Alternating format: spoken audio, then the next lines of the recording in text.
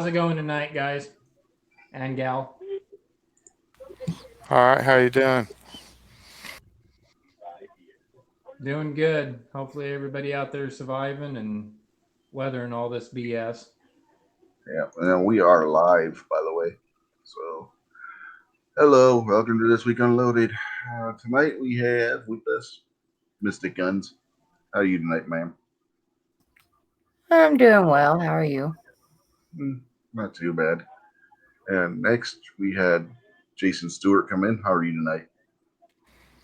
I'm doing good, Rich. Thanks for the invite. Yep, no problem. And then after him was Kingpin himself, David Bowling. How are you tonight? What's happening? I don't know. I haven't figured it out yet. And then we had a G23 drop in. Hey, thanks for the invite. Yep, no problem. And bringing up the rear was Pat Hirsch. Hey, thanks for having me on again tonight. Just hope everybody out there is surviving through all this BS. So,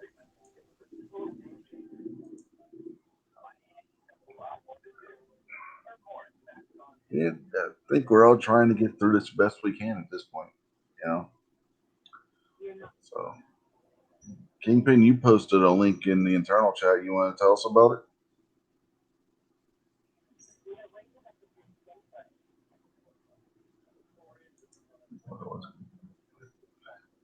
it? Kingpin.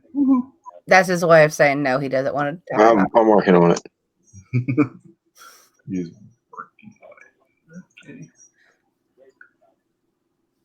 Okay. He forgot what he posted. Yeah, he had to go back Yeah. and check. I was having technical difficulties. Guns and Gadgets just put out a video. Moms Demand Action and Bloomberg have gotten together, and the link that I put in, I'll drop into the chat, was the article that he was talking about, that they're directly going after YouTube gun channels, and they list Hickok 45, military arms, nothing fancy, even forgotten weapons by name, and how many subscribers they have and how many views they get.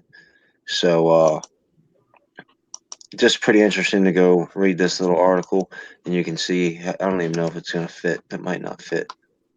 No, it's not going to fit. So, what I'll do is I'll just link Guns and Gadgets video link. That'll be shorter. But they're definitely trying to censor gun channels, and just because your name's not Hickok 45 doesn't mean you won't be next. Yeah, usually you'll get this. The smaller channels will be the ones I'll hit first. My question is, did they name me? If they didn't name me, I'm okay.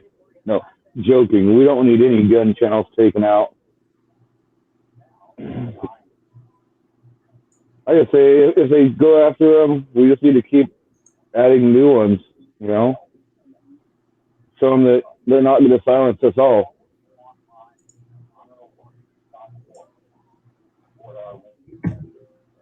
In that kind of situation, if they were to try to do a purge like that, they'd just ban gun content from the platform altogether.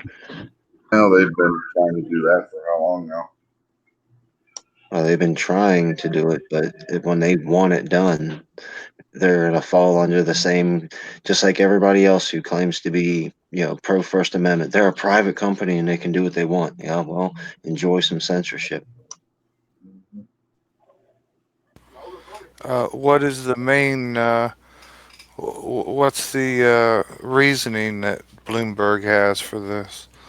It's Bloomberg. Do you need any more reason than that? I mean, it's Bloomberg. What's the main issue with the gun channels that he's They saying talk, so bad? they talk about guns. I mean, you're Michael Bloomberg, your mom's demand action. Anything gun related, it's evil. It doesn't matter what the rationale they think. That's just the way it is. That's their mindset.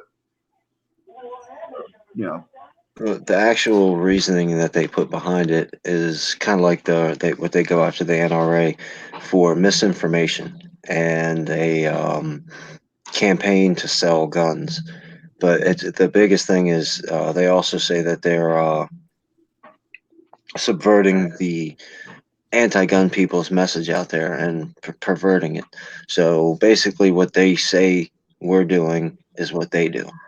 You know, they say we're twisting the message and hiding the truth and attacking these other anti-gun channels or anti-gun, newspapers, legislation, people, organizations. When obviously that's what they do. I don't recall Forgotten Weapons ever saying anything political.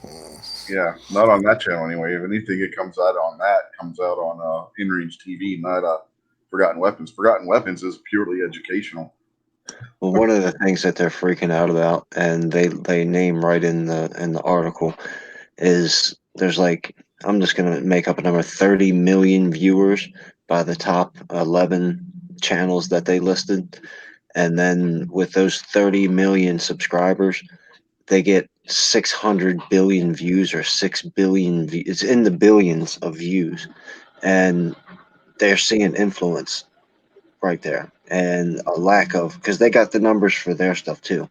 Moms Demand Action's YouTube page, Bloomberg, all the antis out there, they know all the analytics for those pages too.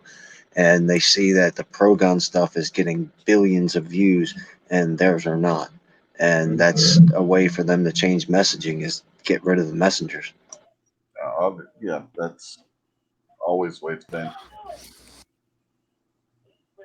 You look at the To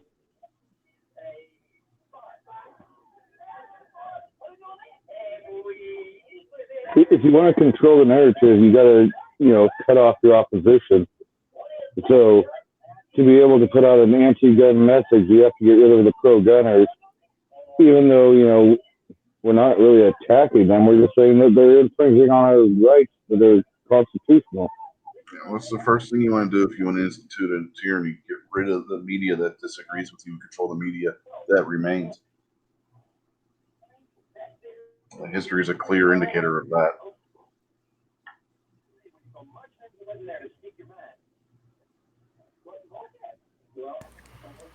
Did they mention guntube.org?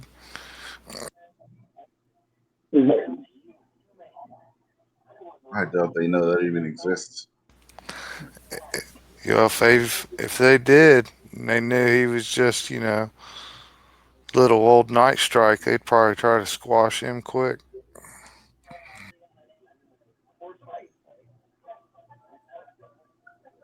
We got GunTube, we got Gun Streamer. There's a few other gun channels, that are popping up to rival YouTube, so that we have other backups for when YouTube kicks us off. And it will happen. I'm surprised Bloomberg hasn't just tried to buy him.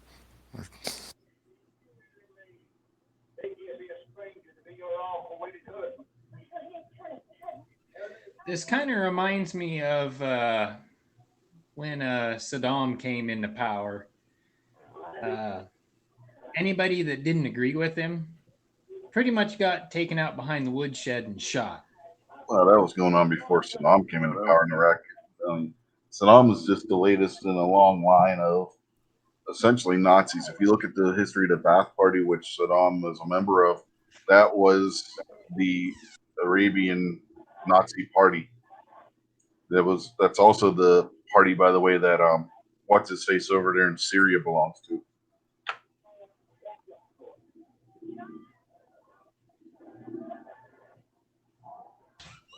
Yeah, I definitely understand that. As far as like the Ba'ath Party and everything goes, it's just another step in tyranny, I guess. A continuing line of tyranny is basically what I'm getting after. And History Channel had a real good documentary on the rise of Saddam Hussein's power about 10 years ago or so. It was Saddam Hussein and the Third Reich or something like that is what it was called. And it explains how his power base started all during World War II because the people that his uncle were involved with that were rebelling against the British aligned with the Nazis, and they formed a Ba'ath Party, and they had their own SS unit and everything.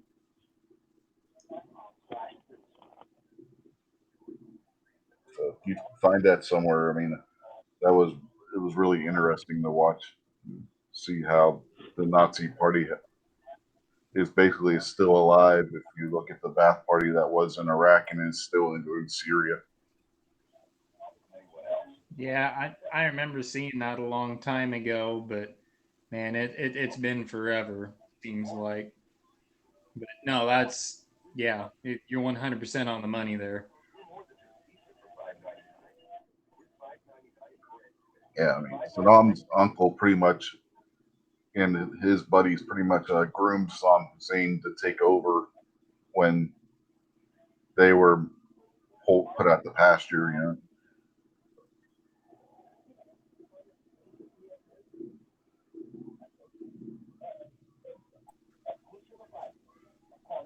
So that begs the question, who's going to take over after Nancy's gone?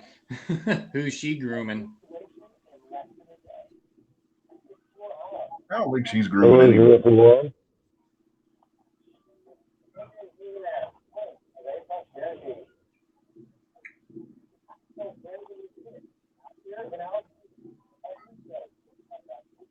I don't think Nancy knows what's going on enough to be grooming anybody.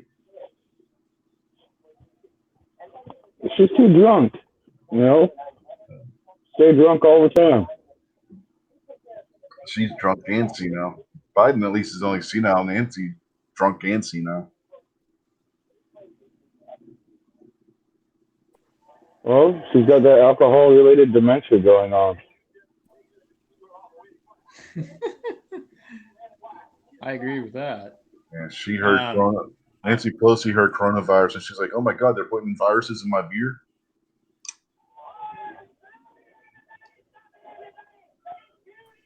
Or would that have been I AOC? don't know if you guys.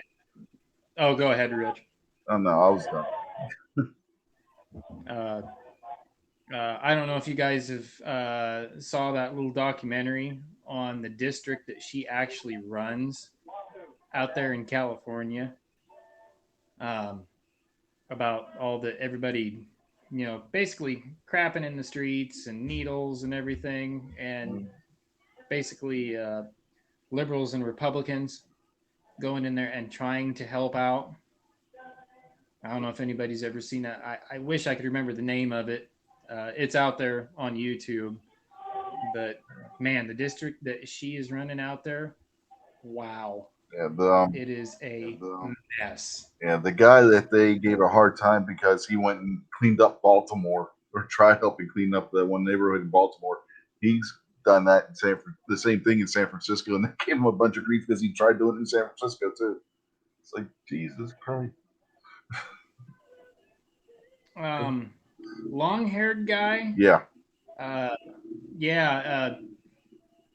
I think he's a really good guy. I mean, at least he's trying to do something. Yeah, but because like he's a Nancy. conservative, you know, conservative Trump supporter. How dare you come clean up our streets? Exactly. Right. Yeah. And it's like, and he even said at the beginning of the documentary, he was even saying, we're not here to point fingers. We're not putting any blame anywhere, but let's just try to go in and help these people. And, you know, I don't know. You can't get much more nobler than that. No, I mean, the guy's just trying to help, and they're giving him all kinds of grief. I mean, there's literally protesters protesting across the street from where this guy and his volunteers are trying to clean up. Instead of helping, they're throwing a bitch fit because they're doing something that they won't get off their asses to do. It's crazy. It's absolute insanity.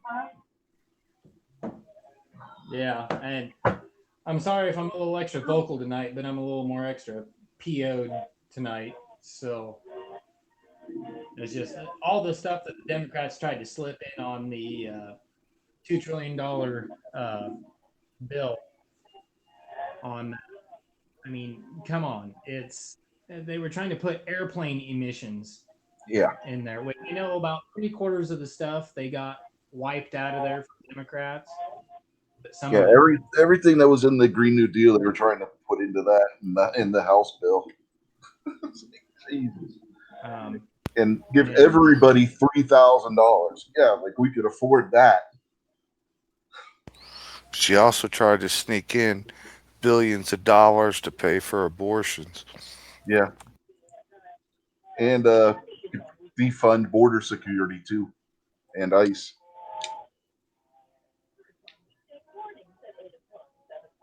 They And nailed she it. wanted minimum amount of women in corporate positions.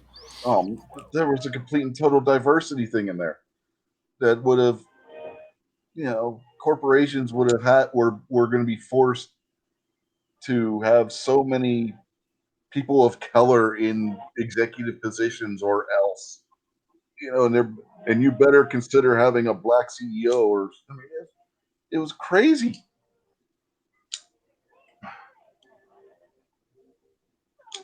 It was just absolute insanity. Yeah. She did some of that knowing that they're not going to vote for it, because then the next day she's on TV crying he's not voting for it because he doesn't care about the American people. Oh, He doesn't care about the American worker. the House would have passed it. It would have never got anywhere in the Senate.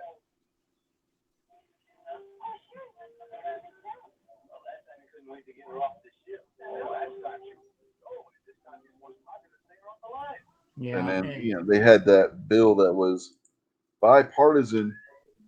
They had it all worked out between the House. I mean, not the House, the Senate Democrats and the Senate Republicans. They sat down together and negotiated this bill while Nancy and the House were on vacation. As Well, soon it was as Nancy's birthday. She had to take the day off. the House was actually recessed at the time. The Senate, the Republicans, Mitch McConnell wouldn't recess the Senate until after they got a deal worked out. Nancy didn't care. She recessed the House, took off. And, Bipartisanship is poison language. Bipartisanship could mean, like Donald Trump even said with the whole impeachment thing, 2 Democrats or 3 Democrats crossed the aisle, and they called it bipartisan.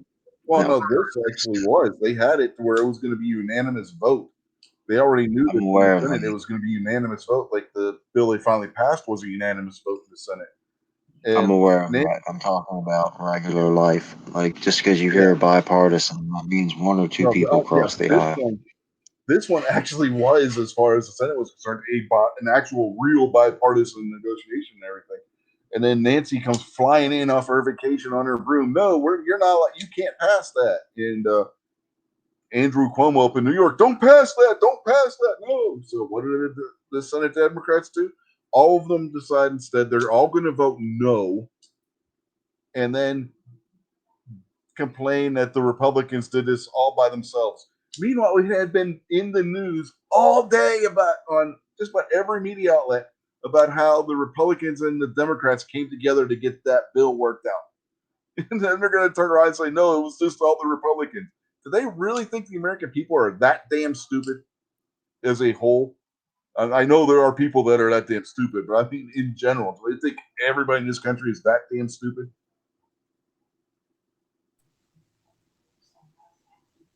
Well, I can tell you one thing: this crowd in here definitely ain't stupid. But I'll tag on a little bit what you said there, Rich. I don't know if anybody listens to the final verdict with Ted Cruz. He had a new one come out just this last Thursday, and he was going off on the Democrats. And one of the specific things that he was going off on, at least for the one of the snippets, he said, Mr. President, he says, what in the hell does airplane emissions have to do with the COVID-19 problem in this country? He goes, you just need to look across the aisle. Yeah. And Yeah, you tell you about sorry, that's I finally yeah. can and listen to the whole thing, and it was Yeah, just that like, was God, Tom all Cotton. crap trying to see. Yeah, that was Tom Cotton on the House of the Senate. He just totally tore into the House bill. That was awesome. He's just like he's reading it and he's like blah blah blah, and writing about what's on the page, and he just throws it like it's garbage. That was great. I forget what channel I was watching. That was awesome. Yeah, he just totally That decimated was the House bill on that Senate floor. That was just beautiful. The House hadn't even passed it, and he's already on the Senate floor just trashing it.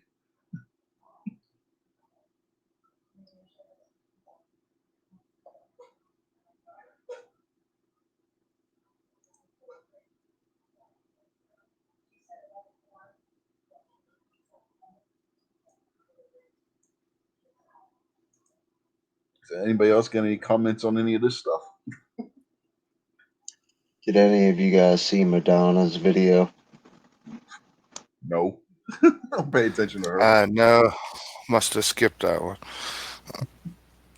If you're interested in seeing a total disaster, I don't know if it's Twitter or Instagram, but you can find it on YouTube now, people making fun of it. Madonna put out like 2 videos. One, she's got a brush in her hand and she's walking around singing Come On, Stay Home instead of Vogue or whatever. It is a train wreck. It is hilarious, but it's funny. Then the one that's really disgusting, she put out this video of her sitting in a bathtub, like with her knees into her chest, and like she's cold or whatever. And she's talking about how the coronavirus has made everyone equal, and before, we weren't equal, but now we're equal. And it looks like she got beat about the face with a baseball bat because her face is all collagen injection swollen. Oh my gosh, it is disgusting. That woman's always been disgusting. To be perfectly honest, she's a piece of work. Always has been. What about Kathy Griffin faking having the coronavirus so she can get a little bit of media attention? The doctors kicked her out of the hospital and said she had gas. Yeah, she's another one that's a piece of work. Oh, I If you get didn't fired hear for that. CNN for doing something offensive, you're a piece of work. That's all I got to say on that one. But yeah, go ahead, Jason. You were going to say something. Yeah, I hadn't heard anything about that. So she like faked having the virus. Yeah. That's terrible. That is low life as it gets. Well, she had to blame Trump for something, and that's what she did. Was she blamed Trump for it? Man, she's trying to revamp her career, and I guess that's one of the ways she's trying to do it. After she got fired from CNN for being too offensive for CNN. Yeah, she should be out on a full apology and fade off into oblivion. That woman has no shame. She ain't gonna That's a apologize. disgusting slap in the face to the people who have died and to the people that are sick. That's terrible. Do you think she cares? That's the problem. She doesn't care. Off in oblivion is where her career was at her top level of career was already off in oblivion. Well, I hate to say something mean about people, but I hope her and Anderson Cooper both get sick.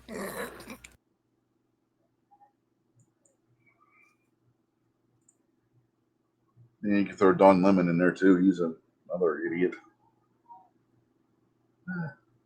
Don, all white men are bad. Lemon, who is in a gay relationship with a white man. Figure that one out. I just thought about it. What if that black hole that came and sucked up the Malaysian flight brought the coronavirus with it?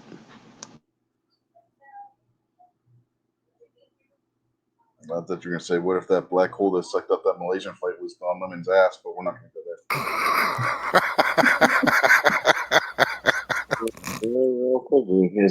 As long as that Malaysian flight was white. Well, planes generally are painted white, so I mean, it's a possibility. That's what he likes, some racist white man up his butt.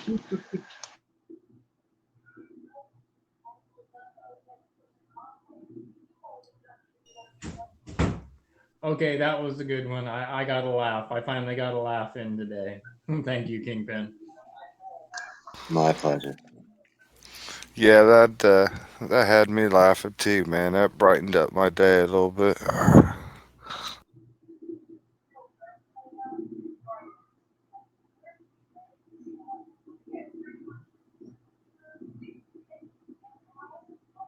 Oh man. Jason, just what kind of day are you having that Kingpin's terrible joke made it a brighter day? Actually, I think that was Pat. Well, Oh, It was both of them. it was Rich. It was Rich and David, both of them together. That I couldn't help. I thought that was funny. Don't fall for the propaganda. That was Mystic throwing her voice to sound like Snob. mm-hmm.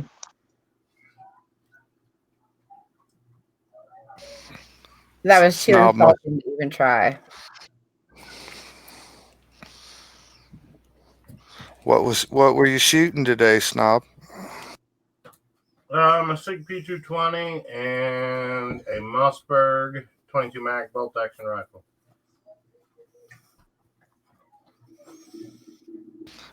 Sounded like you were shooting something louder than that. Mm-hmm. I shot a few rounds out of an AR once, just because. Just because of what? Because I can. Because of freedom. Just because he wanted to scare the hell out of the beagle. Pretty much. I had the beagle under my desk. I had a bear in my lap.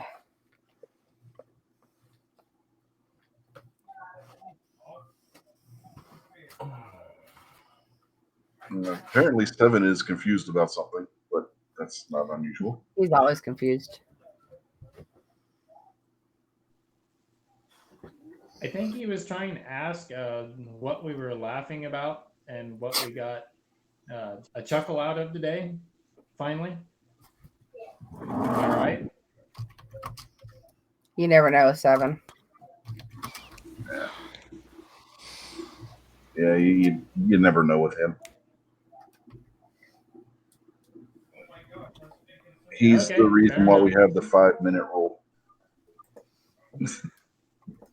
Gotcha. Stop and Which think didn't 5 follow. minutes before you say whatever it is you're going to say. Which he doesn't follow most of the time. No, he still doesn't follow it. Ask him about him and his stepsister one day. I think that's 10 what it minutes. was. That was his stepsister, right? I don't know. I thought wasn't it the stepsister he claimed afterwards, but wasn't he something else, or cousin, or I don't know, thought maybe something it might else have been before? a cousin. And then he said it was a stepsister. I don't know. I'm lost. What are you sending me here?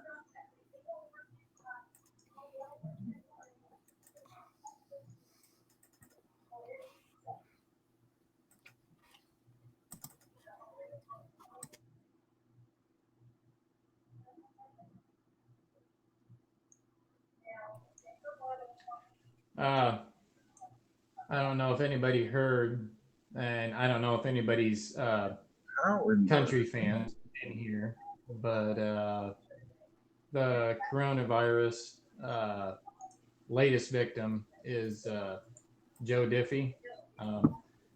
I'm kind of an old school country guy, so back in the '90s. So he just died here a little bit ago from the coronavirus. Yeah, we heard that a couple hours Oh, ago. no. I remember him. Hell, he's even played shows close to me here. That's terrible. He actually died, and they said it was corona for sure. Who? What? Yeah. I can't remember exactly what was it. Somebody said about like a week ago or something like that. I just found out today. He's a super nice guy. When he was getting started back in the day up in Lincoln, Nebraska, my sister worked at Guitars and Cadillacs, and said that he was just a super nice guy and wasn't anybody that had anything bad to say about him. Just a real solid guy. I'm looking at this picture that G23 sent me an email. I'm looking at some, trying to figure out how in the hell did they pull this one off. The big screen share of this. It's special.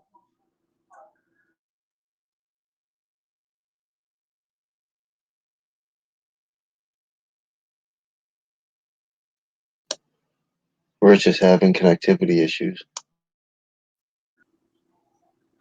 So you're not seeing the picture. Yeah, it's up now. Okay. Yeah. How? How?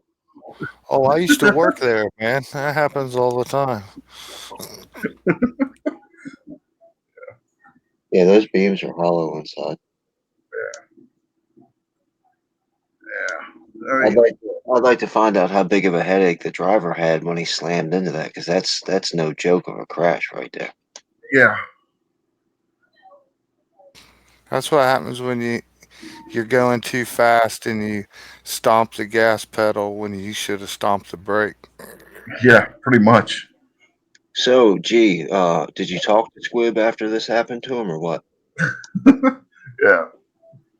Is this As a forklift driver, guy lately? Okay, second. as a forklift, Okay, perfect.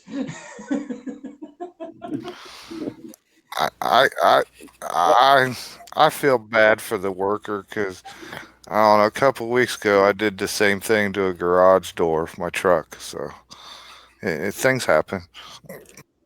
Yeah, I love how they just as got a forklift driver, around it. Just a couple of cones will keep anybody from going near it. but as a forklift driver, I can tell you, when you hit something, you may not even notice when you hit it, Well, because those machines are really heavy machines.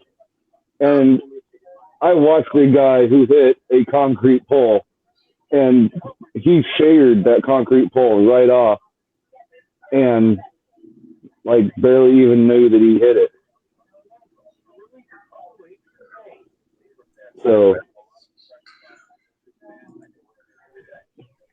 Okay, well, that right there automatically makes me feel a lot better about my day.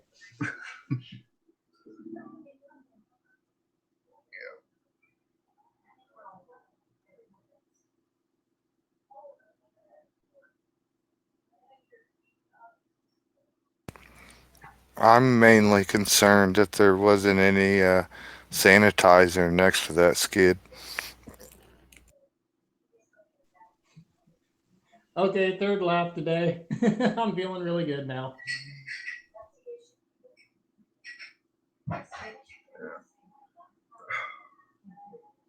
Lord. So, some people you just can't let touch anything, I tell you. Dang it, this is the reason we can't have anything nice. Yeah, I know, right?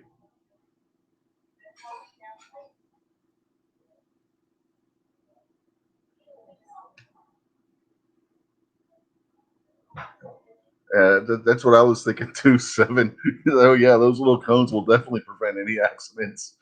Yeah, I mean, that's a great way to block off a structural hazard like that. You got a support beam that's basically sheared off for all intents and purposes. We're just going to put 2 little cones here. That'll keep anybody from bumping into it or anything.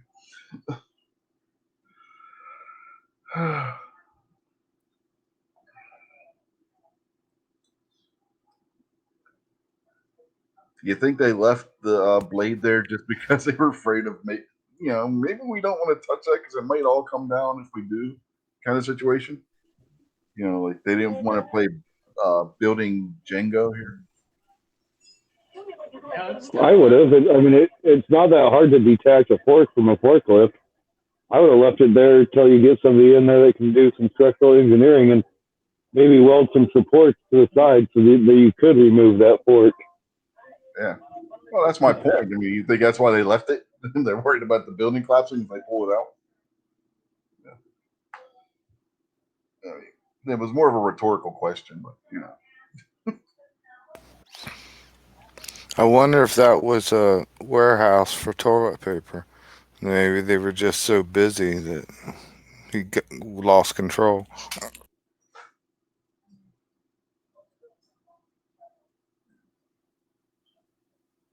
Man, if COVID-19 doesn't take you out, whoever's driving that forklift will.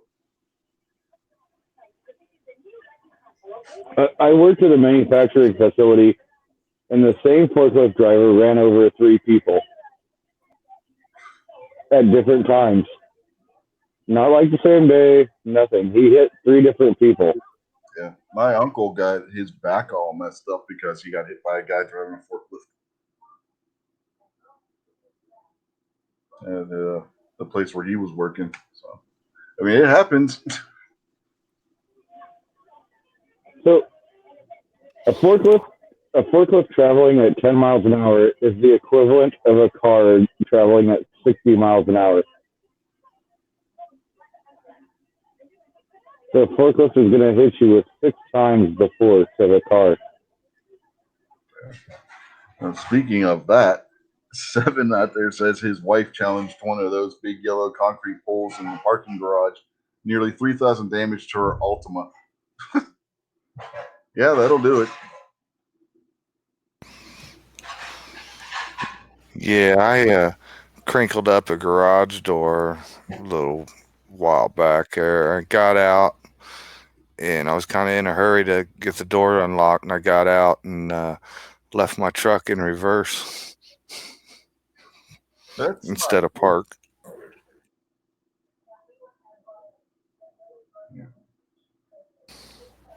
Yeah, it was a good way to start the day, I guess. Yeah. Glad nobody was around to see it. Never heard a word about it. Yeah. Have Patron the Dark tell you his story one day about how he was cutting troughs in people's yards with a garbage can. That's a special story too. You haven't heard that one. You know, I'd love to, as his friend, be his next door neighbor because I would have totally just sat in the window and watched him walk around the neighborhood for a half hour and laughed and laughed. Just dragging a garbage can behind him. I mean, it is a special story when you hear him tell it.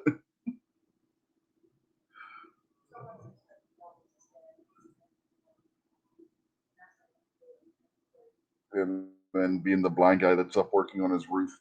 He said that one really freaks his neighbors out too.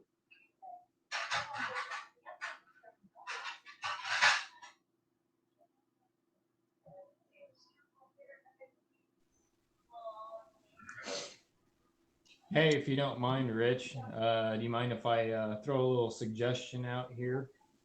No, go ahead. All right. Well, just to be on a kind of a positive note, kind of do a little roundtable here on this.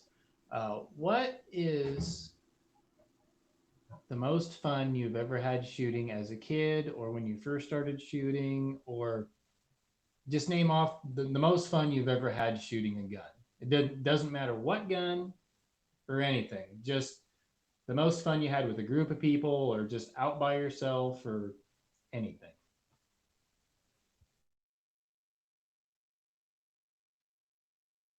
I'll go first.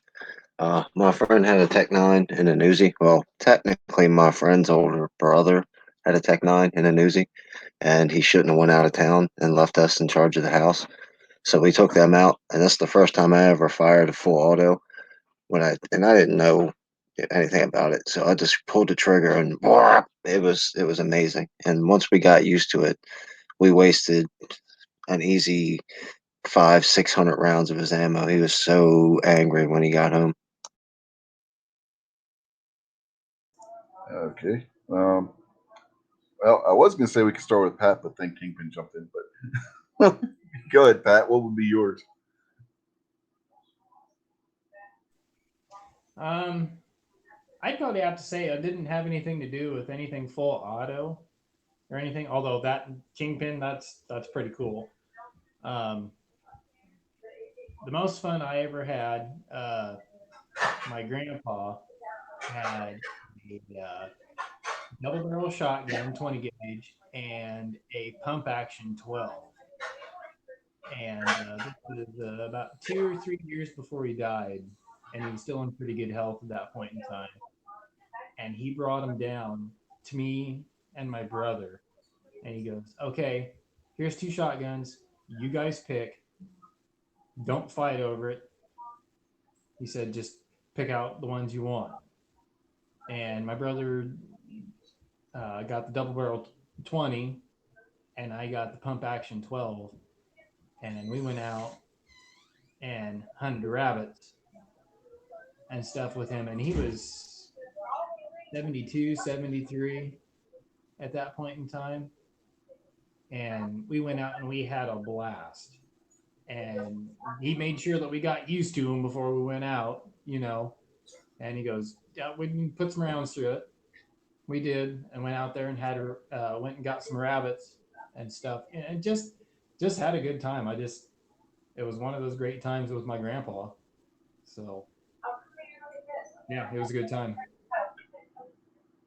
Yeah. It's all those kind of things are always fun to look back on. Or what about you, Jason?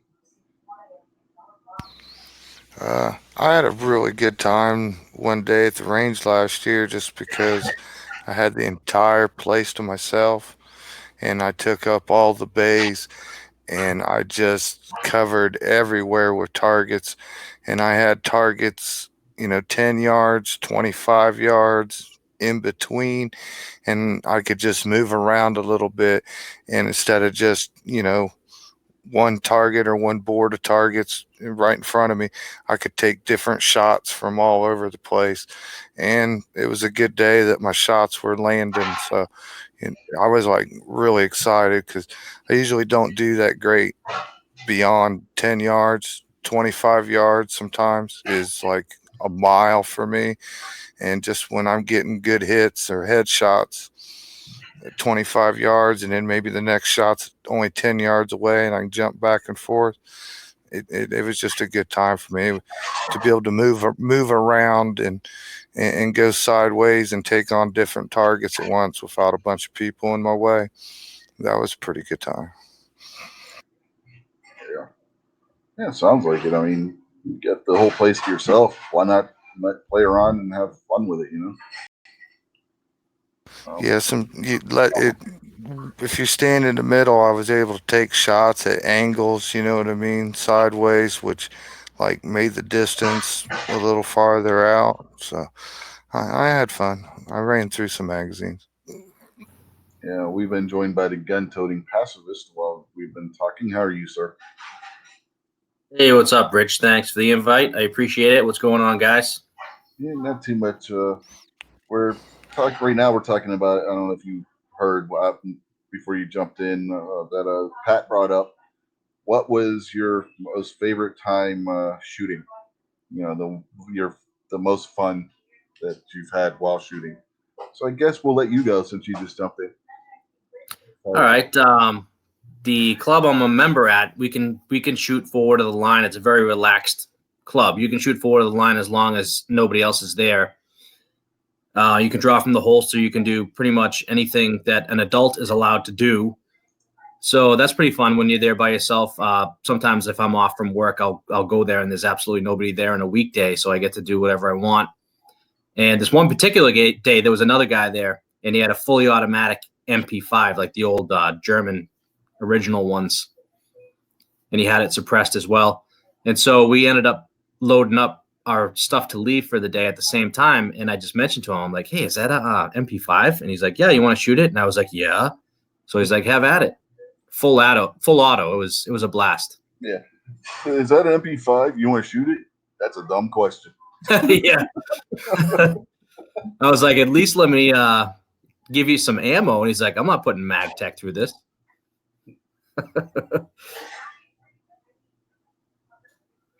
All right, yeah, that's a good one. What about you, G23?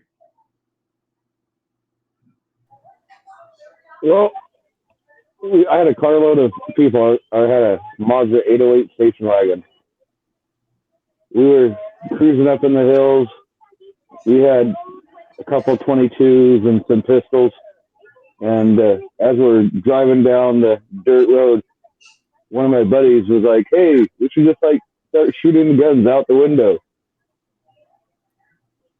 We were probably not the smartest, being kids, so we did. We were having a blast, shooting trees while we're driving down a dirt road.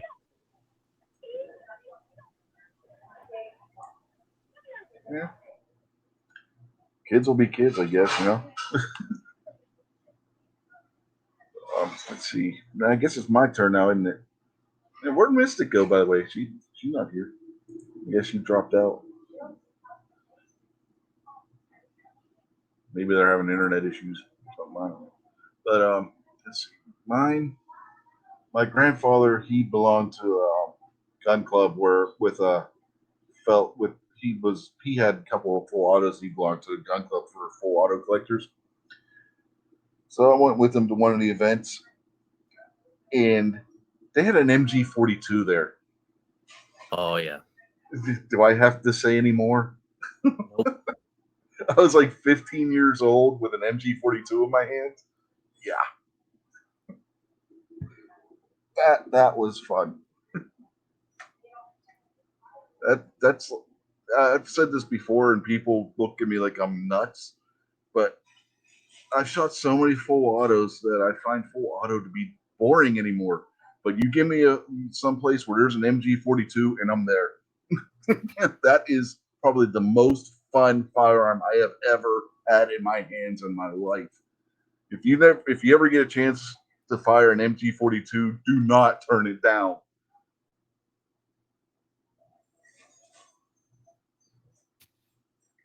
I'm lucky as a member of a private club here in New Hampshire. I see a lot of very interesting guns at the range, and everybody's more than not like just willing. They demand that you shoot their gun. If you say, hey, this and that, just drop a little comment. They're like, yeah, shoot it. And you're like, no, I'm good, man. They're like, no, shoot it. It's pretty cool. Yeah, and they'll have full machine gun shoots once in a while, which is also pretty cool. Yeah, I think the only other one that's on my bucket list of full autos to actually get my hands on and fire is an M2. That's the one I haven't got to fire yet. The ones that, would be at the top of people's lists. I would love to get my hands on an M2. I came so close a couple of times, but never actually got a chance to. But yeah, that MG42, man, that is something special right there.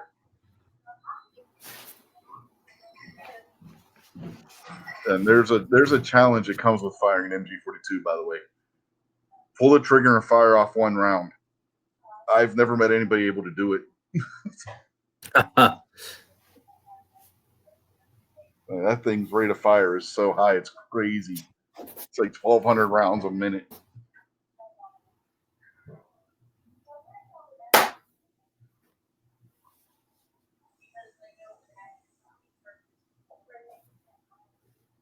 In liberal math, that'll be 30,000 rounds a second.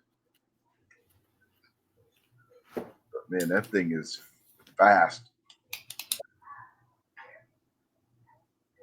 And for that thing firing a full power rifle cartridge, it does not feel like it. How heavy is the gun itself? I've never actually held one. It's not real heavy, to be honest. I mean, you can pick it up and lug it around. The reason why it was in a two-man team on it was you had the guy that would fire, and then you had the reloader. The reloader would carry the ammo, and the shooter, the machine gunner, would carry around the gun itself. I mean, the MG42 was not a super heavy gun. It's in the grand scheme of machine guns. Do you remember that scene in the first season of Band of Brothers where they came up on the group of Germans firing the G42 just down some random street for whatever reason? Yeah, Not off that's the top of my head. good series. No. That scene in particular was pretty cool. They couldn't figure out what they were firing at, but just the just that gun firing in full auto is just impressive. Yeah. The MG34 is nice too. No, it's not an MG42, but if practicality, the MG34 is probably more practical simply because it doesn't have as high rate of fire on it. But man, the MG42 is fun.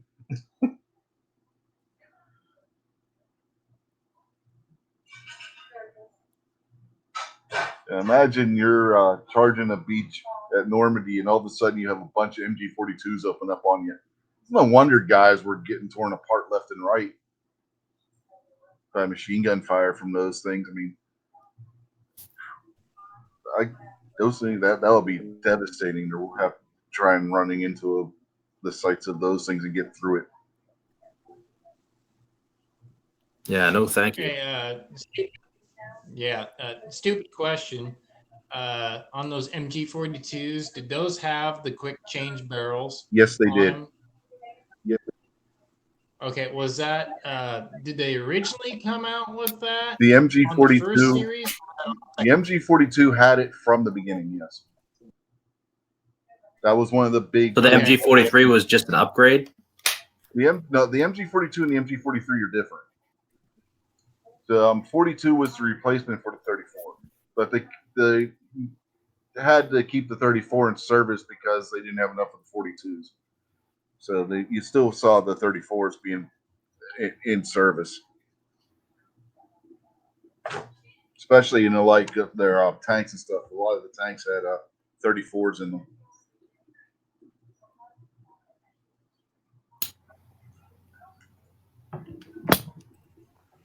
Okay, well, let me shoot this out to the crowd. Has anybody ever fired a Ma Deuce?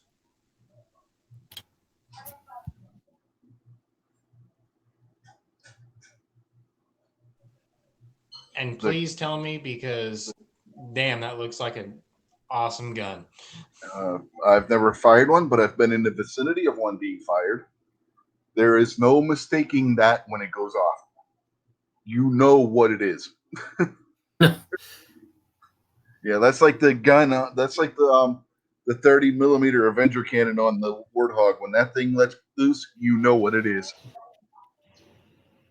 I think that round is the size of a Red Bull can, isn't it? The 30 millimeter? Just huge. Yeah, just absolutely huge. Yeah, that is a big round. Well, what 50 BMG it can go anywhere from, and I'm sure somebody will tell me if I'm wrong, anywhere from 700 grains up to 950. Yeah, if I'm not mistaken. Yeah, it's a big, heavy bullet. But the 30 millimeter, man, that completely, totally dwarfs the 50.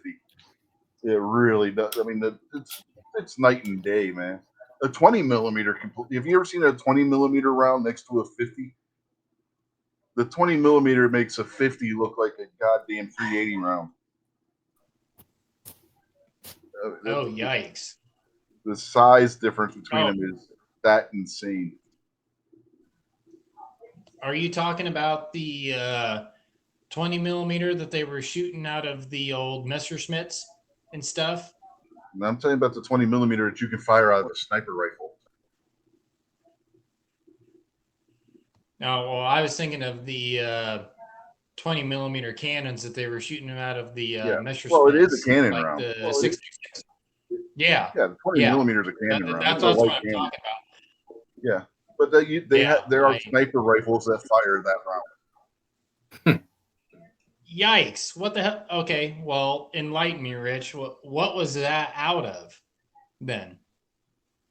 What was what? I didn't catch what you said. My cat was making noise behind me. What were they shooting the that 20 millimeter out of as far as sniper rounds and stuff? Well, there's a South African sniper rifle that fires it, and there's a couple that are made here in the U.S. that fire it.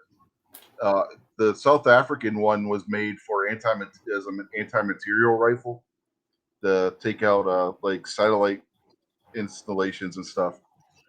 I guess the U.S. one would be used for the same kind of purpose. And they used to have that kind of rifle as an anti-tank weapon as well. Now, is that the old rifle that they used to have in Sweden, where they had kind of the double pedestal on the left and the right, and they had that great big kind of like You talking about the Lottie? Navy gunner? What's that? You talking about the Lottie rifle? Yes, that's the one I'm thinking of. Yeah, that was. Yeah. If I remember right, that was a 20 millimeter as well. Yeah. Okay, yeah, because that thing looked like it was kick ass to shoot because it had that dual sled left right tripod kind of looking sled looking thing on it, and it looked like, wow, yeah, I want to get behind one of those. That looks like it's cause some serious damage. Yeah, the Swedish one, that in particular during World War II, was a anti-tank weapon. That was what they were using that for, an anti-tank, anti-armor vehicle. Yeah, because I think Ian did a yeah, actually I know he did. He did a in-depth review on that one on Forgotten Weapons. Yeah, he did. I think he actually fired one, didn't Yeah, he did. It was that looked like the nastiest effing rifle you could put to your shoulder and shoot for sure. Yeah, there's a company that makes a 20 millimeter rifle you can buy. It's an NFA item, but yeah, because the largest you can get with that being NFA is a 50 caliber. So the 20 millimeter is definitely an NFA item, but they cost about the same as what you would pay for a 50 caliber rifle, like Barrett M82 or something like that. They're around the same price, maybe a little bit more. But I don't know if I'd want to fire a 20 millimeter sniper rifle. It seems a little extreme. Well, I mean, come on, you got to at least try it once. You try it once, you might not have a shoulder left. Well, maybe, but I'm just saying, just once, just to feel the power between your legs, brother. Come on. I'm not that stupid. You always got another shoulder. Man, the way my body's breaking down, I want to rely on that. I'd end up separating both shoulders firing it. I was lucky enough to get my There's, hands on the Barrett 50 cal. Go ahead, Jason. Sorry. I was gonna say there's videos out there, but there's a company here in Ohio that makes this like massive rifle. I forget what caliber it is, but I think they were saying it was the most powerful rifle in the world, and it showed some people shooting it, and I mean it was just crazy how big the bullets were in it. I think it was something like a 900 caliber or something like that. It was like fucking It crazy. was a 901. I saw that video. That was holy. Cajon. Yeah, like hang on to I remember like the recoil at the stock was like 200 or 300 pounds against your shoulder when you fired it. I'm gonna screen share something real quick here.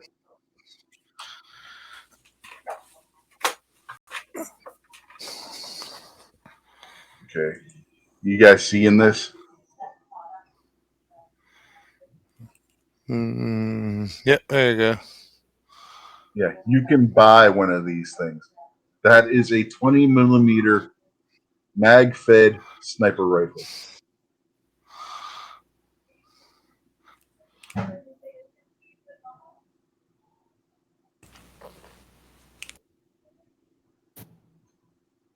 They have it in 14.5 millimeter, 20 millimeter, and 2050 caliber.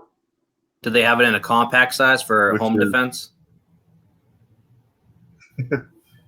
That's not that big of a rifle. Looks to be about 7 foot, somewhere around there. Is that for hog or deer? It's about the size of Or? your, yeah, it's about the size of your average hunting rifle. It's not that big. And in case you're wondering, 2050 is their own proprietary round.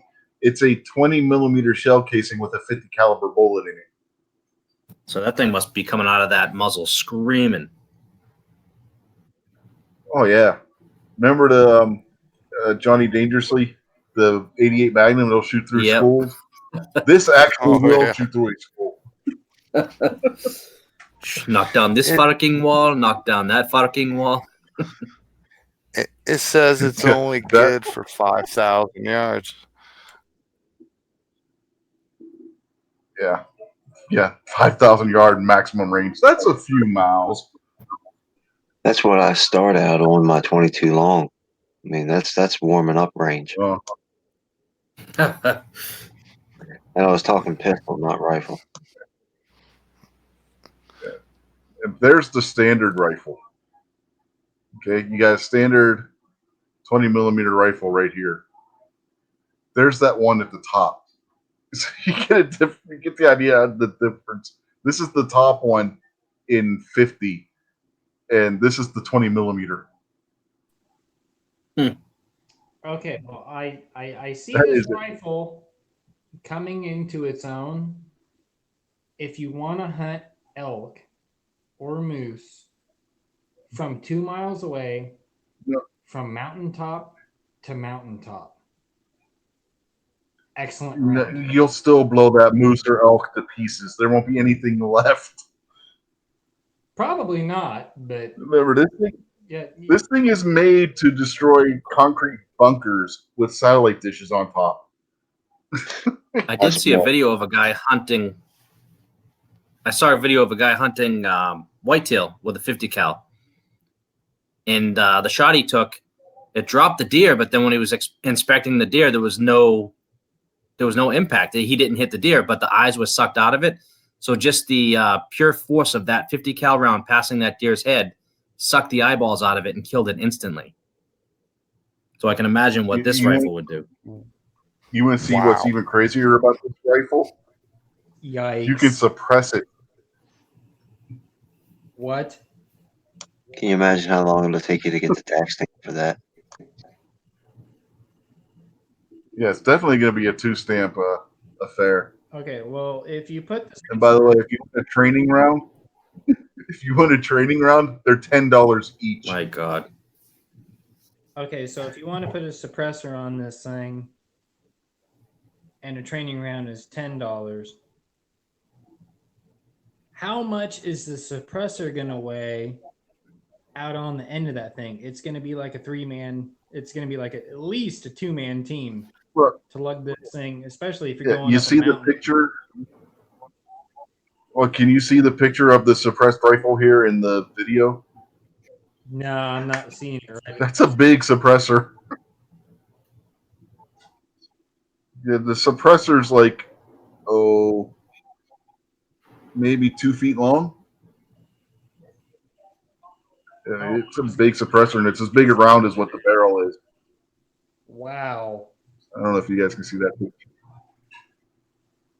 Hey, the mags are Maryland compliant, 3 rounds. Yeah, 3-round magazine. You're only going to fit 3 rounds on one of those magazines. It's going to be too damn heavy to carry with any more than that. 20 millimeter rounds ain't light.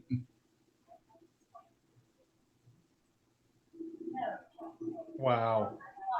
I just looked it up. That thing is freaking nuts. Daniel Pfeiffer was asking you to pull up a ammo comparison, if you can, Rich.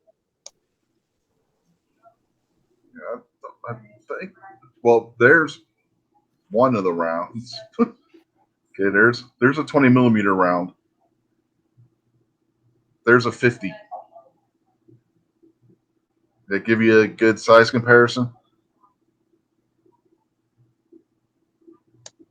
No, I think that's the 50. honestly, no. No, I that's the don't. 22. Yeah, those are both 20. There you go. You got 223, 338 Lapua, 50 BMG, 20 millimeter. So why'd they paint that big 223 with blue? The big the 20 millimeter. Why is that blue? Because it's a training round. No, That shows that it's a training round. That it's a round. no, I was 20 calling that millimeter the rounds are usually, yeah. I know which one you meant, but 20 millimeter rounds are usually an explosive round or a heat, like a heat, high energy, and high explosive anti-tank round. So the blue ones, they're inert. It's just a solid bullet. So they paint them blue so that that you can tell the difference. That's basically that's your training round right there. Look how big a round that thing is. And then a 30 millimeter wouldn't even fit in this frame off the side here. Lengthwise, it wouldn't fit in the frame. You can put the 30 millimeter base here, and it would not fit in the frame. That round is just massive. But yeah, I knew there was a comparison picture here, but yeah, from 223 up to 20 millimeter. Now it kind of seems And like this is the one. $10 a round is a good deal. Yeah. See, this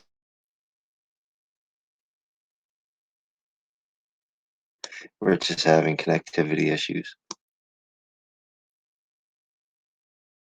still. You can still hear me? Can now. Oh, okay. Yeah, I was saying this is the round that Democrats say shoots down airplanes. This is the one that actually does.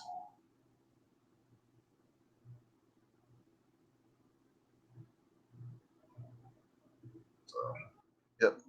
There's the insanity of what is a 20 millimeter sniper rifle. Why the hell did the TV just unmute? You can still hear me? Well, that's nuts.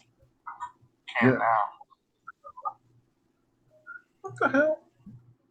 Everything's like unmuting on me at one time here. The TV unmuted, then the YouTube unmuted. It's like, what the hell? There's a ghost going around unmuting everything in my house.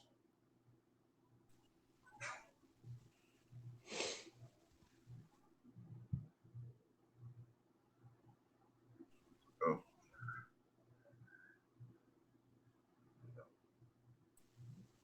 Okay. So Well, you think the 20 millimeter sniper rifle may be one of the most insane weapons ever made? yeah, pretty much.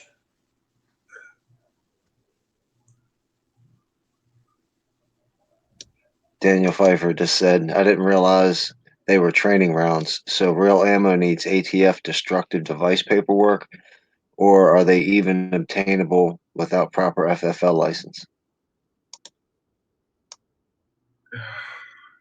I don't know if you could get. I don't know. I don't know if you can get those with the. Yeah, you could. I mean, you would need a separate tax stamp for each individual round. That's why you don't see people shooting explosive rounds all the time. Each individual round requires a tax stamp.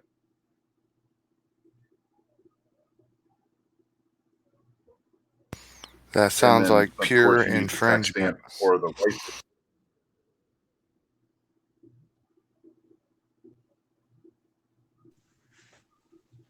Well, you're definitely right there, Jason. If you don't mind, Rich, can I put another one out there? Sure.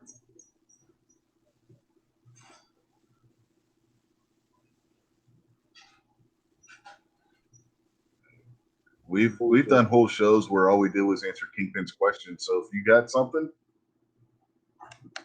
Throw it out there.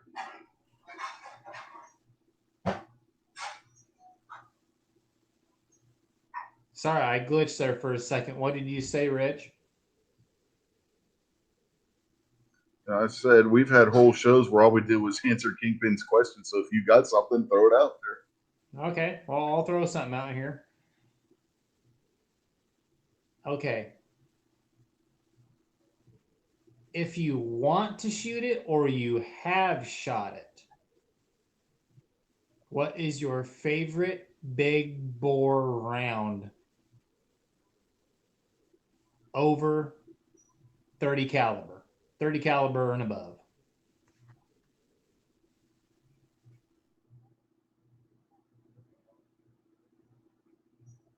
.8 millimeter Mauser of an MG42.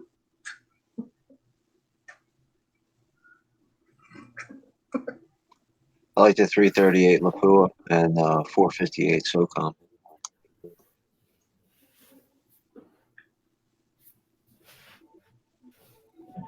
I like the 7.92 out of a nice bolt action Mauser. I mean, that's such a sweet shooting rifle.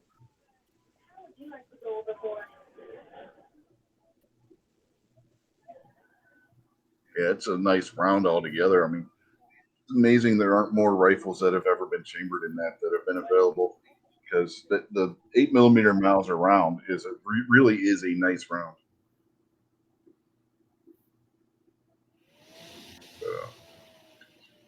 And what about you, Jason?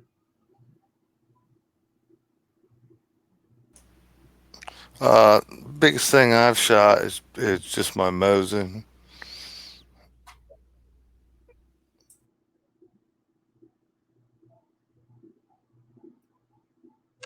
I am going to kill a cat.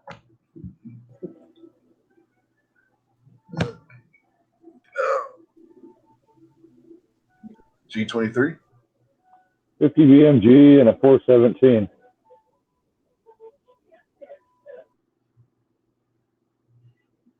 Okay. Pat, what would be? I've got 3 Mosin Nagants. The regular, I've got 2 regular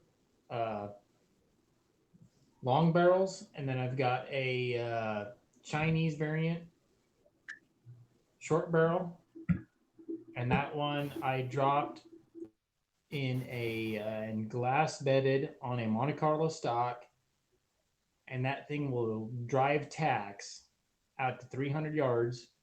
And I got lucky on the barrel and the bolt action.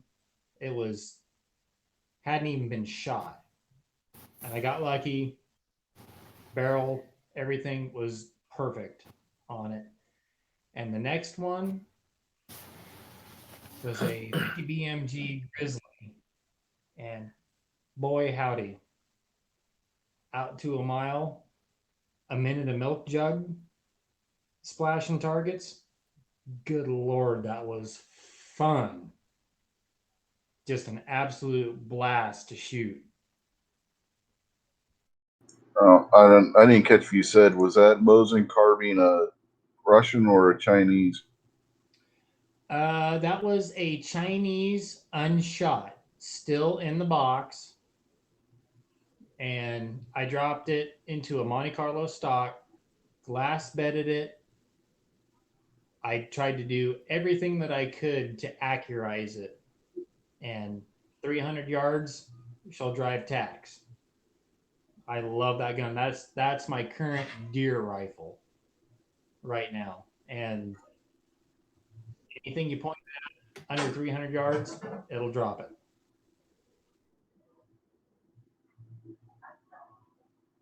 Yeah, those M53 carbines, they are nice. I have one in my gun cabinet right now. So mine's not accurized like what you do with yours, but man, they're still a nice rifle. For a Mosin Nagant, they have one of the smoothest bolt actions on those that I have ever used. Yeah, and I agree. I mean, that's kind of where they get a bad rap. As long as you've got a barrel that's not shot out and it's not all pitted out from the old surplus ammo and everything, you can make those into a really good rifle, because I took that old M53 Chinese variant, dropped it into Monte Carlo stock, AccuGlass,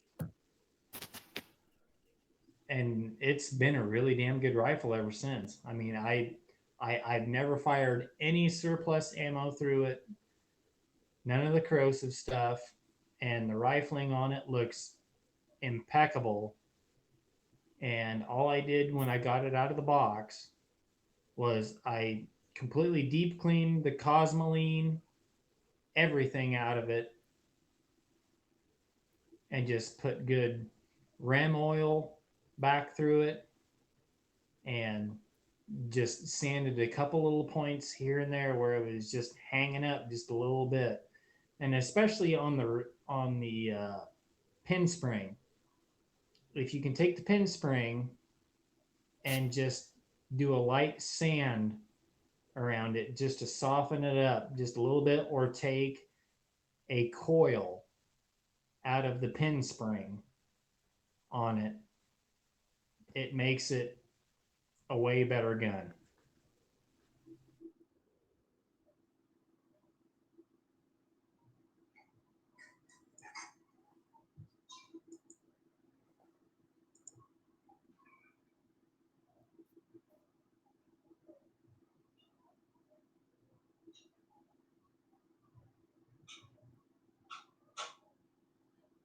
Did we lose Rich? No, I'm here.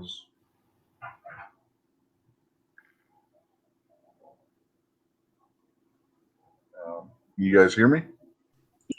Yeah. I keep seeing something flash across your Yeah, go ahead, Rich. screen saying connectivity issues. Yeah, I got that too. My wife was saying there's a storm coming. Looks like there was a storm coming in, so that might be why. So, anybody hear anything that I said? Yeah. No. if it keeps up. Yeah, I heard what you were saying. Okay. All right. Yeah. Go ahead, Rich. Yeah, no, I was just gonna say, yeah, those Chinese M53s, they are nice. I mean, even if you keep it all original, man, those things are just a nice rifle. And the bluing on those things is incredible, especially on that bayonet. I mean, I don't know why on the M53 they decided to blue the bayonet as well as the rifle itself, but man, that is they did a really nice. The Chinese did a really nice bluing job on those. Well, the one I got still original, and yeah, it's beautiful. oh, Rich, before I Go ahead, Pat. forget, on your you've got a Type 53, right? Yeah. Okay. On your bayonet, is it the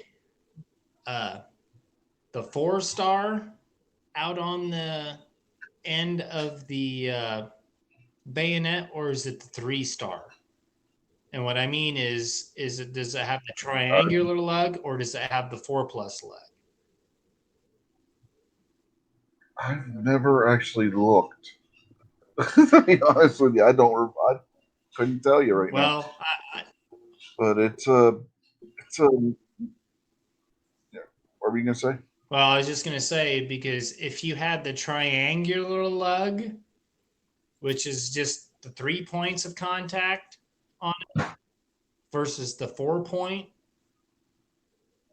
that triangular lug is more valuable than the 4 lug. I guess how they phrase it. That's a nice. Yeah, this one was made in December of '54. I can go check real quick. Hold on. Go for it.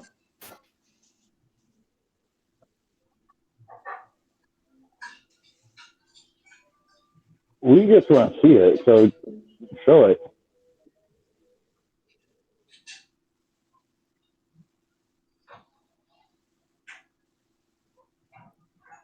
Yeah, it's a 4. Okay. All right. Well, you got the. I only paid $2. Yeah, go ahead, Rich. I was gonna say I only paid $250 for it. I mean, I got a real good deal on it. No, that's still a good gun. The one that I betted was a tri-lug, and it was just a difference in bayonets. I mean, that's all it was. But that's just kind of one of the quirky little things. It's like between all those Mosin Nagants and stuff back in the day. But I'm kind of a Mosin freak, so I've got about 15 here right now. So I do a little work on them from time to time, smoothing up the actions and stuff. So yeah, this one's dated from December of '54, and the bluing on it's in immaculate condition. Awesome. They did a good job on the bluing on it. The one thing that I will put out. There's not a. Oh, sorry, Rich. Didn't mean to step over you. No, go ahead. I was just saying that it doesn't have a speck of rust on it. But. No, that's awesome. Keep it the way it is. To any of the Mosin collectors or anybody that comes across a Mosin Nagant out there,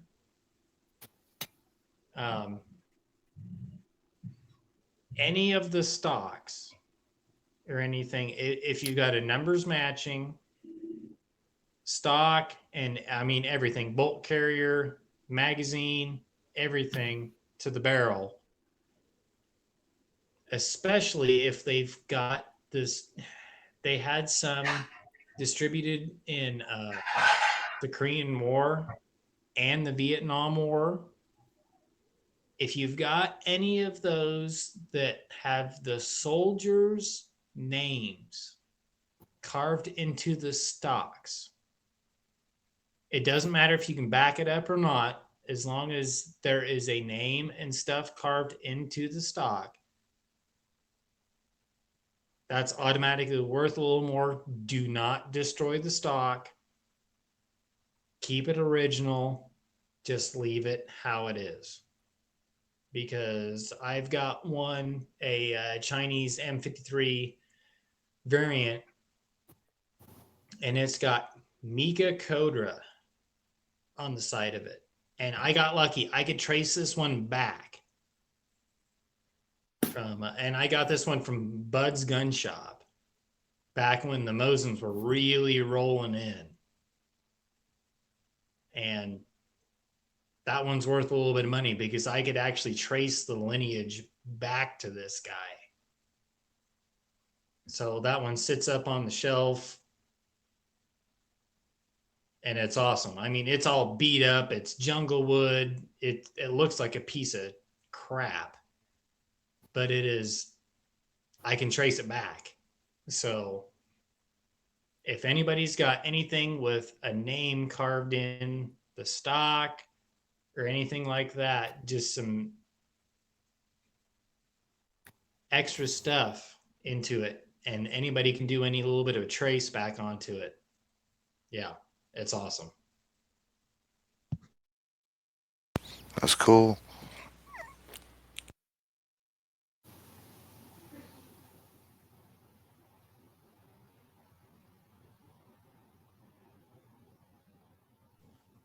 Yep, Rich evidently had to leave for just a second. So leave the floor open. Go ahead, guys. Anybody else got anything they want to talk about? I like my Cricket Mosin. It's got a really short action on it.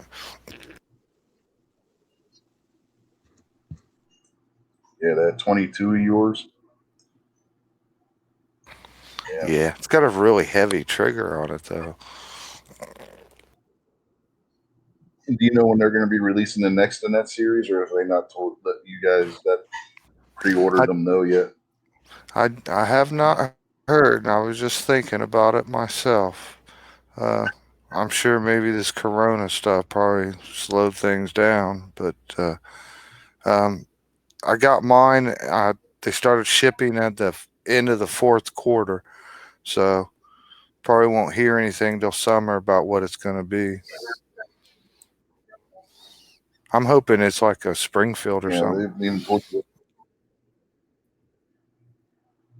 Yeah, those are an interesting little thing that they're doing with those. You said they're single shot, right?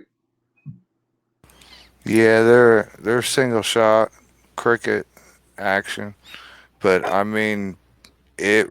They really copied the looks really good on it, and it's so super small you can't believe it. I mean, it is small. Okay, can I ask one thing real quick? Did you get yours with the wood ammo box and all that stuff, or did Yeah, you just order the? Oh, you did. Oh, awesome. yeah. I got to pick my serial number and everything. Oh, So dude. I got automatic bids on the next one's coming out in the series, and they'll be issued with the same serial number. Okay, that's awesome, dude. From a Mosin fan, love it, love it, love it, love it.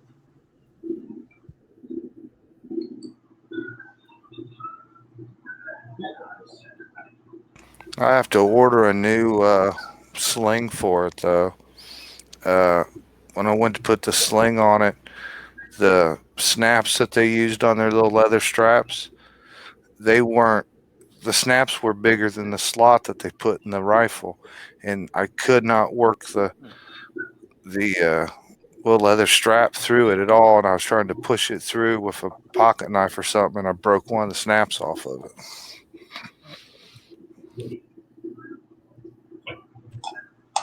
That sucks.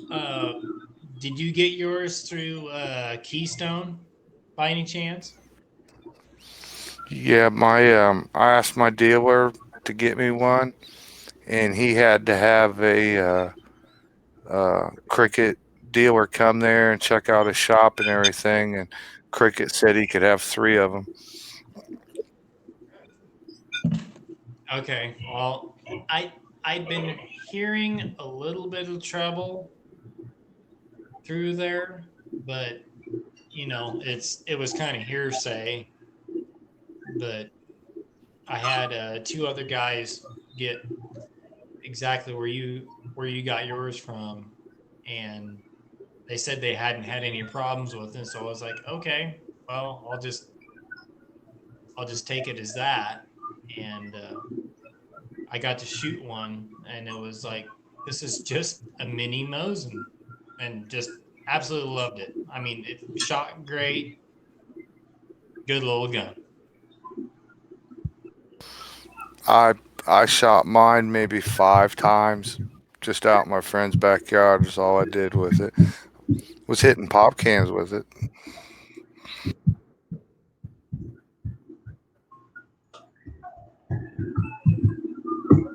No, that's cool. Is that the same as a soda can? A pop can? Yeah. Almost. So that's the wrong way to say soda can?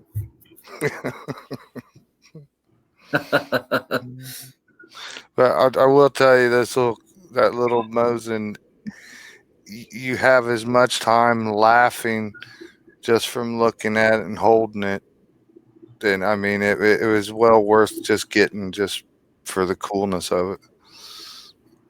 But I waited easy 6 months, 7 months, maybe longer for that.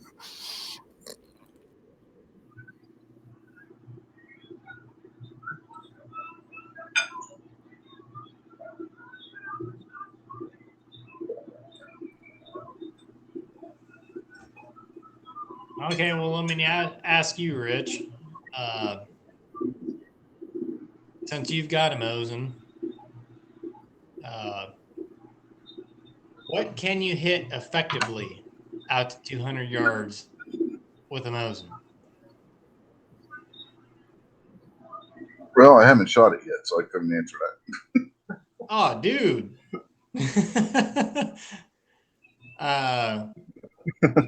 Okay, so you got the M53, right? Yeah. Okay, so what do you got for ammo? Nothing. I don't even know if I'm going to shoot that one because of the condition it's in. Oh, did you get yours in the box?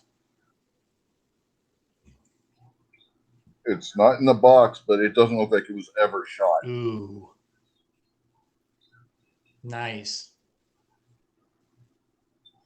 Okay. Well, I'll recommend a round for you. Non-corrosive. It's a Hornady round.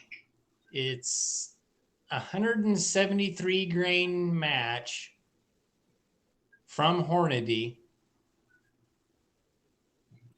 And it'll shoot just about like anything that's supposed to go through there. If you don't want to let up the barrel or do anything nasty to it. Just from my experience, you know, shooting Mosins and stuff. Because the first one I bought was nasty. And it might give you a minute a bad guy at about 50 yards. But it was fun to shoot. But the one that I've got glass bedded and doing the hunting through it at 300, yeah. Just run some good ammo through it. If you do not want to destroy, do not run any surplus through it. That's what I got to give you on a tip on there. Just don't run any surplus ammo through it if you want to keep the barrel, the bolt, everything in good shape. That's what I have a lot of is the surplus ammo.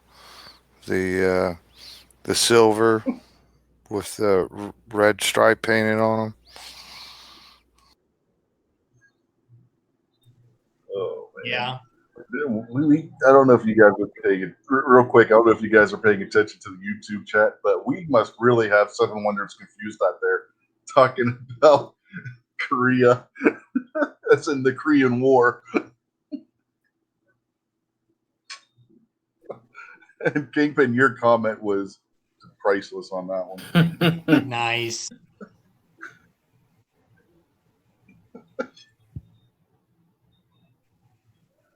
All I got to say is if you run the corrosive ammo through it, make sure you wipe that barrel and your bolt down with ammonia. Water solution and ammonia. That will neutralize it altogether. If you're running that old surplus, 147 grain. Yeah, the last time I used it, I cleaned them up real good. I went crazy with Windex, regular cleaner, and Butch's bore cleaner. They got pretty shiny bores on them. They're not really worn out. Bluing's real nice on them. I got a 39 and I just got a 37, but I haven't done anything but pretty much just look at the 37. Never even cleaned it or did anything. It was pretty good to go. I just put it away.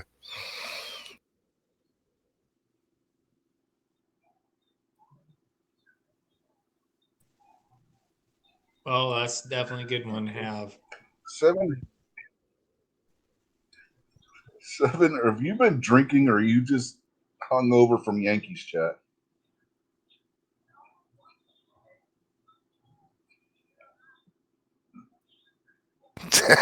Kingpin. Jeez, Kingpin, that's good. What the hell?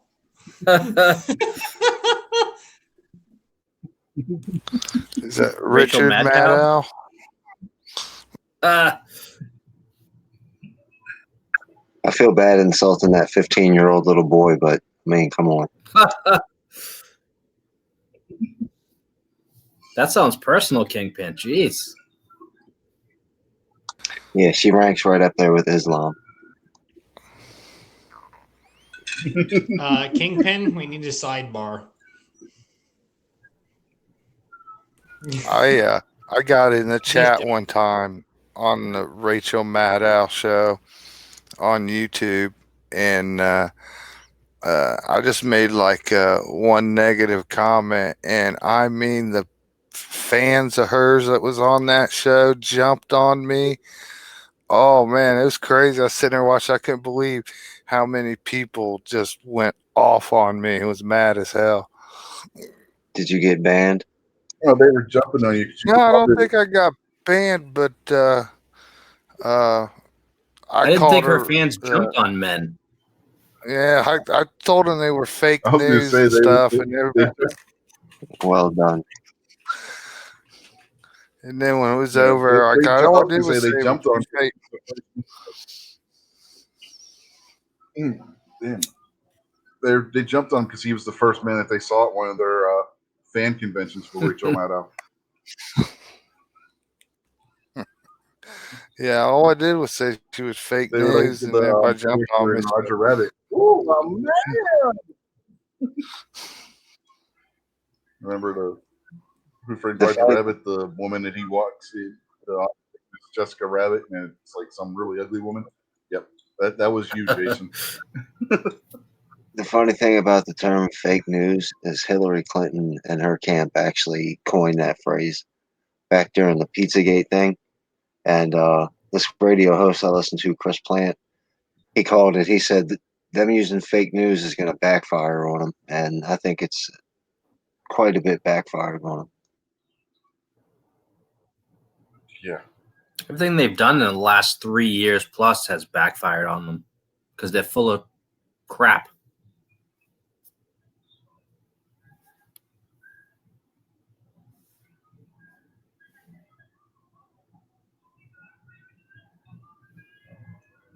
And I proposed to Kingpin earlier, during Gary's show, that we do a show where we just pick on Islam, but he's like, I don't think that'll work.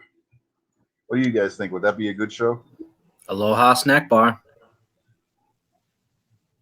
Yes, indeedy do.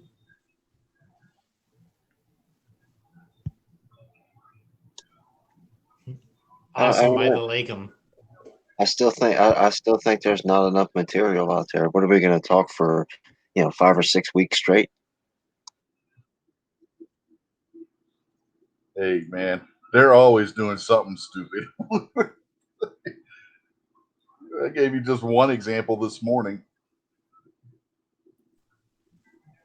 Well, will protect us. Gaza will never have go for it. Gaza will never have the coronavirus. Coronavirus is a warrior for Allah.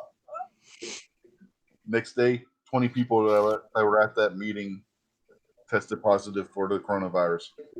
You can't make this shit up. Didn't a bunch in Iran drink themselves to death because they heard that drinking alcohol would kill the virus? So they mixed up a home brew because they're not, I think it's for the most part a dry country. So they mixed up a home brew and it killed like 200 people or something like that. Yeah, and they were drinking industrial strength alcohol as well. Really? Oof. Yeah. It was like the old moonshiners used to do back in the day. They used to blend all that shit through radiators, then back through the cold streams and stuff, and then it'd pick up the lead. And that's how everybody died because of, oh shit, I'm blind. Well, guess what? It's lead poisoning. Yeah. Did you guys hear the story about how Saudi Arabia had closed Mecca down, but then they read the Quran and realized that there's angels that protect Mecca, so the coronavirus can't get in because no contagious disease can get into Mecca because there's angels guarding it. Okay. That's a good one. Yeah, well, it gets better. Yeah. It Go, gets Rich. better because if you read the Quran and the Hadiths, angels in Islam are afraid of puppies. So if somebody who's contaminated with coronavirus wants to get into Mecca and get past those angels, all they got to do is take a puppy with them. Well, I mean, What the they should have fuck? realized that they weren't disease-proof because Islam got into Mecca. I mean, so they know they're not disease-proof right there. Oh, by the way, Muhammad also is on the record in the Quran as having said that there is no such thing as a contagious disease. Bullshit. And one of his followers came to him, but no, let me finish. One of his followers came to him was like, But there's a camel that's stuck in the sand who has scurvy. Or not scurvy. The MERS. hell is it that animals get? That one disease? No, not MERS. This was the animal thing. Open mouth. Dogs and cats Rabies? get it. Oh shit! Rabies. No, it's the one. No, not COVID-19. rabies. It's a skin infection. It's a Shingle. skin infection that's caused by mites. I can't think of the name of it right now. Oh, No, that's AIDS? chickenpox. you're talking about Dog AIDS. No. No, Dog Corona. Oh, mange. mange. Yes. Mange. The camel had, yeah, the camel had mange, and the other camel comes along that doesn't have mange, but then is exposed to this camel and gets mange. And Muhammad looked at the guy and said, "But what gave the first camel mange?" Huh. At the first camel just spontaneously came down with mange. So obviously the second camel, he didn't get it because he was exposed to the first camel. No, he got it because the first camel just got it spontaneously. So the second one had to get it spontaneously as well. That was Muhammad's reasoning. Because you couldn't logically state where that first camel had contracted the mange from. What animal had given it to him? So therefore, contracted diseases or don't exist according to Muhammad. All right, now my head hurts. Okay. Well, Well, at least they do one thing Islam right. tends to do that to people. When a go for woman it. when a woman gets raped, they honor kill her and let the rapist go free. I mean, that makes a lot of sense.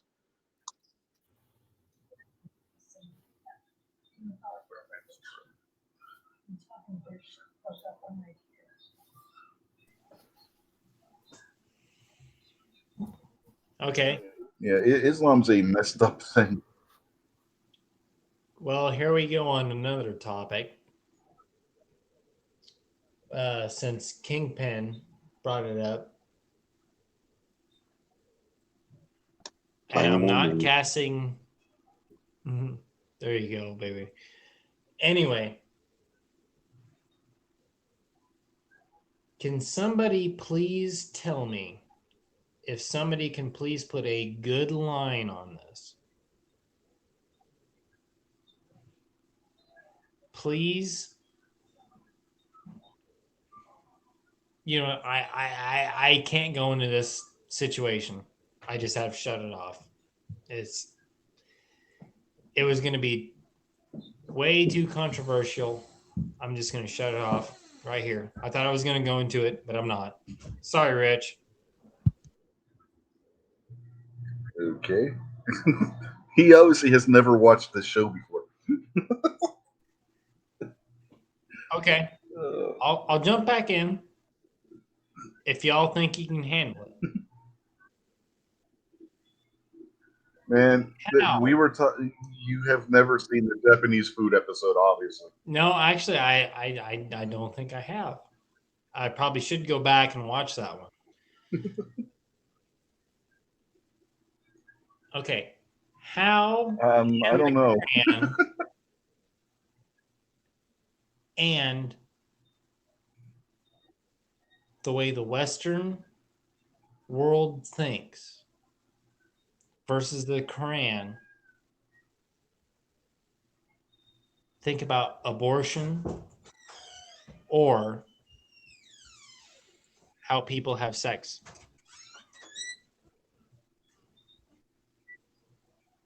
Well, Muhammad was a known nymphomaniac. According to the Islam scholars and the Hadiths and the Quran, Muhammad would go from one wife to the next, to the next, to the next, to the next in the same day without taking a bath. Child rapist. And let's not forget, he was also a pedophile who had sex with a 9-year-old girl. Yeah, that's what I just said. He's a child rapist. He had married when she was 6.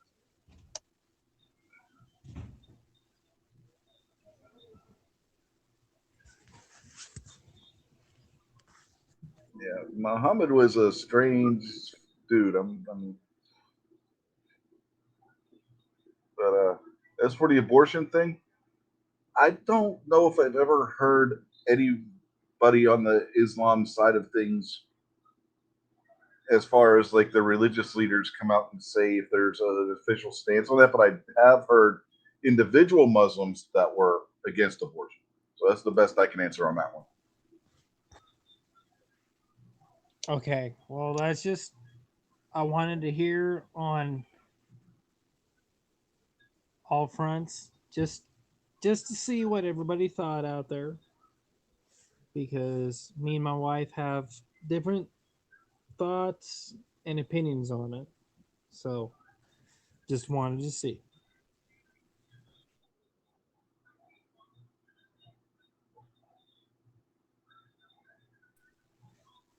Just putting a lot of different stuff out there tonight. See what floats. Here's an interesting little tidbit. There was a portion of the Quran that was eaten by a lamb. According to the Hadiths, this passage stated that Muhammad's way to avoid adultery was if a guy was attracted to a woman that wasn't his wife or was the wife of a friend of his, that he was to suckle off of her. And that would make her or him think more of her as being his mother, and he would not want to have sex with her at that point. I don't think Muhammad understands how sex works. How about a big fat no? Because if a woman has bigger boobies, then yeah, there you go. Islam's not even a religion. Like it's not even, if you look at just from a critical standpoint of every other religion on the planet, Islam doesn't even come close to fitting into there. No. It's an insane governmental system disguised as a religion.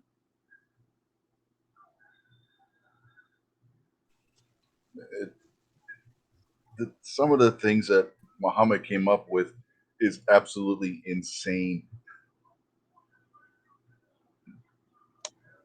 Pancakes, sent out the links. Okay, well, thank you for backing me up on that. Okay. Yeah, I don't think I'm going to go over to his show tonight. I'm ready for bed myself. But, yep, time to start wrapping this up. And, Jason, you got anything you want to plug? No, thanks for the invite, Rich. If everybody's under order to stay home, just stay home and enjoy yourself.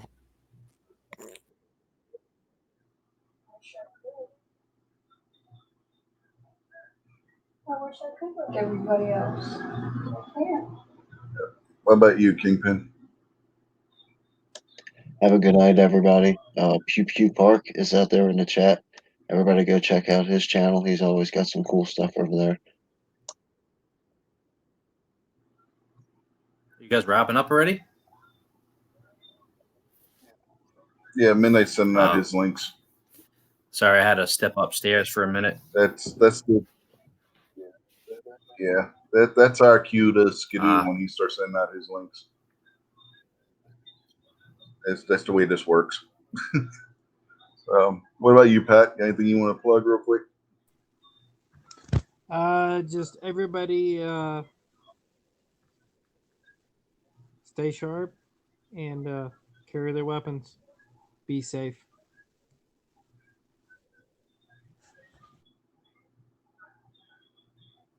All right. What about you, Mr. Gun-toting pacifist? Not much to promote. I haven't been doing much. But I do have, I've been trying to put a video out a week since the beginning of the year. So go check out the channel, The Gun-Toting Pacifist. And thank you for the invite, Rich. I appreciate it. I'm on vacation this week, so I can actually make a show. I don't have to be up at 5 a.m. tomorrow. Yeah, it was like, hey, yeah, you showed up. Maybe you got furloughed or something. No, I'm on vacation next week. but I could have a couple weeks off because a couple nurses and a doctor that my wife works with, she's a nurse, have tested positive for the corona. Well, that was nice to just cut us off mid-sentence. I think that it's not working the way it's supposed to, because it used to be able to host 2 live streams at once with like 15 people in each. But I think now that Midnight probably turned his on, that probably kicked you off. Oh, Yep, probably. Yeah, probably that's probably what it is. It happened last week too, if I remember right. I'm gonna go pop into the to the chat room and say hello. Then I'm going to bed. So you guys all have a great week. Stay safe. Do what you got to do, and you know, I'll see you guys around. all right, later, Kingpin. Yep. All right, have a good one, Kingpin. And he's gone.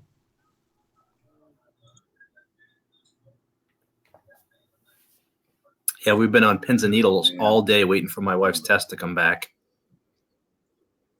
It started off with a doctor, not this past Wednesday, but a week ago Wednesday, that tested positive for it, started showing symptoms on Monday, and my wife worked with him the previous Wednesday. But she's not showing any symptoms, so that's a good sign. Is she a nurse?